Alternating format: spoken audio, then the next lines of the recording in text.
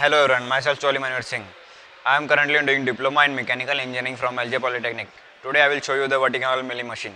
The main use of this machine is to make T-slots, keyways and do finishing in the gears. This is our vertical milling machine. This is the main part of the machine, the column. This is the fixed head, the spindle, the cutting tool, and here is the table. And here down we have the elevating screw. And here we have the indexing plate, which is used for indexing mechanism. And from here we can move the workpiece in x-axis direction. And from here we can move the workpiece in y-axis direction.